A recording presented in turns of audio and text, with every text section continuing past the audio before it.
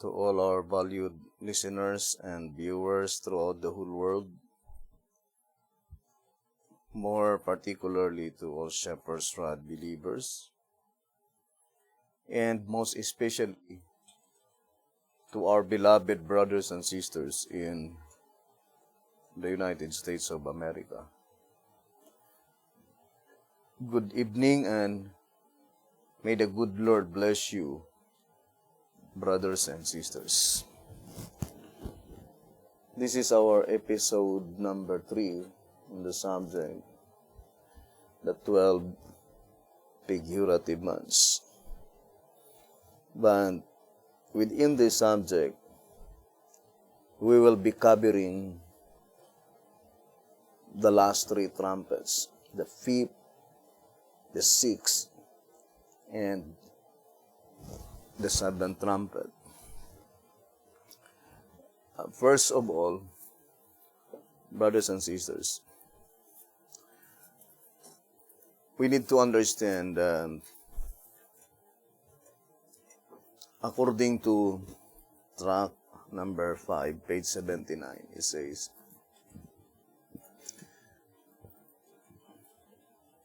"It will be observed that though each of the trumpets begin at a definite time, yet one overlaps the other, and all 7 extend to the second coming of Christ.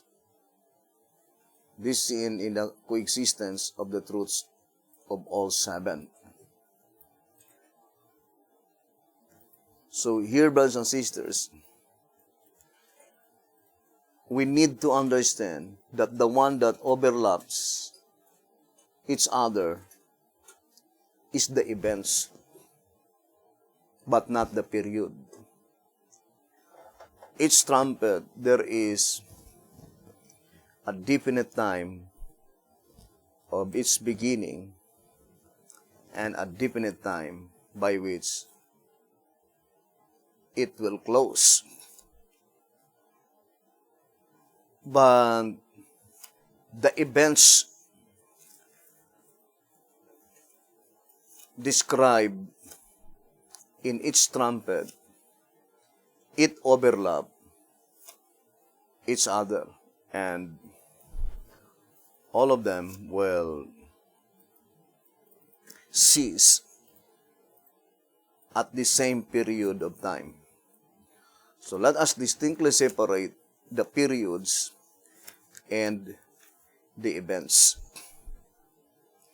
The same with the 7 seals. Now, we already read in track number 5, page 35, the divine principle is that each seal precedes its matching trumpets, according to track number 5, page 35, saying, which necessarily precede the matching several trumpet periods of destruction of those who did not receive the seal. Naturally then, the first seal must precede the first trumpet, the second seal, the second trumpet, and so on, like the needle and the shuttle, rather than that all 7 seals must precede all 7 trumpets. So in this reading, to establish the perfect fulfillment of the prophecy of the last 3 trumpets, the 5th, the 6th, and the 7th trumpet, it should be that the 5th seal must precede the 5th trumpet, the 6th seal must precede the 6th trumpet, and the 7th seal must precede the 7th trumpet. And let us always remember that the main prophetic event, the occurrence, takes place in heaven and not on earth. So let's read here in track number 5, page 34. In the main, however, the trumpets and the seals portray an event which is future from John's time and which takes place in heaven. Although they also portray kindred events, of these related events, some are contributory and some are consequent to the main prophetic event.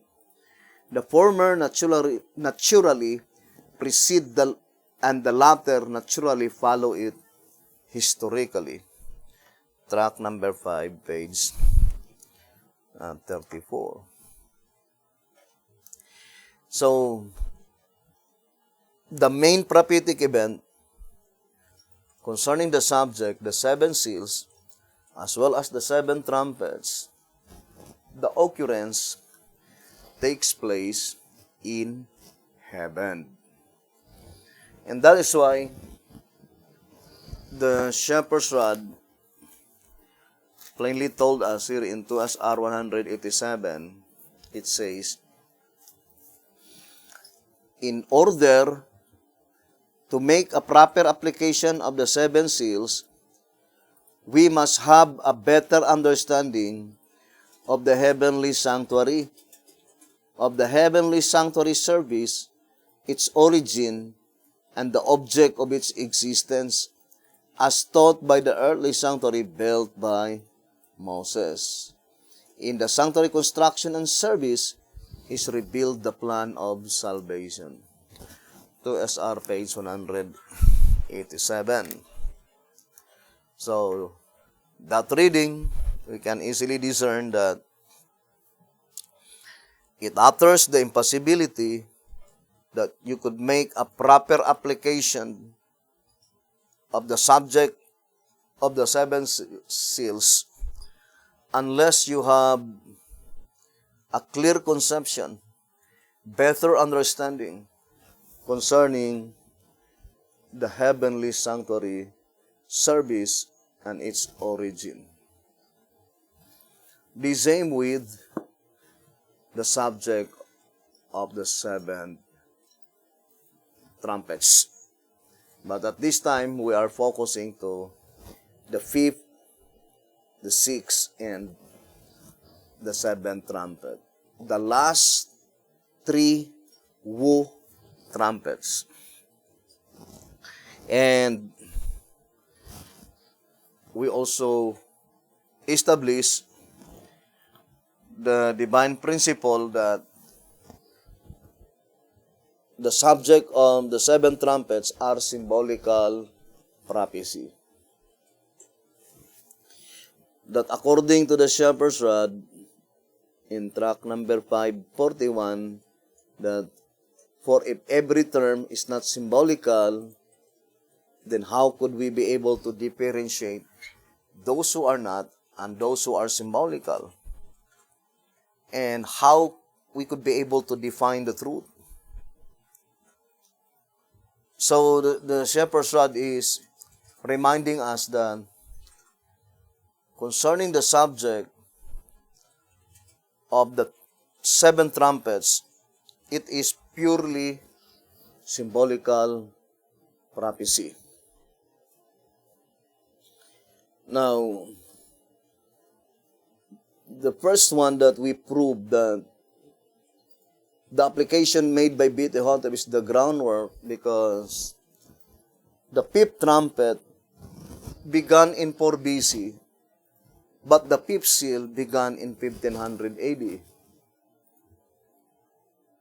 So it is contrary to the proper application of such symbolical prophecy, that accordingly, the 5th seal must precede the 5th trumpet, brothers and sisters. So, it is very important to study the statement. Now, we read in 2TG 14:15, it says that 2TG 14:15, thus it is that chapters 8 and 9 brings us to the close of provision. Chapters 10 and 11 consequently sandwiched in chapter 8 and 9. Then it's easy to understand that chapter 10, verses 1 to 11, Revelation chapter 11, verses 1 to 19, it is sandwiched between Revelation 8:13 and Revelation 9, verse 1. Now, if the only fulfillment of Revelation 9:1 is the birth of Jesus Christ, 4 BC, placing here, 4 BC, the birth of Jesus Christ at His first advent, then we will be saying that Revelation 10, 1, 11, and Revelation 11, 1 to 21. I think the entire chapter of Revelation 11 is 21. Ano? Yes, 19. I'm sorry.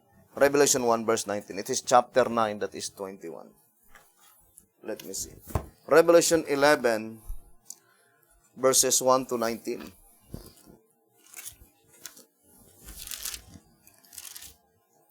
Yes, 19 verses. Now, let us go back, brothers and sisters. We need to prove that this statement is true. Because that is our duty, according to 1TG number 13, page 7. Our duty is to prove God's word correct. And since we fully believe that the shepherd's rod are God's words, then we need to prove that this statement is correct.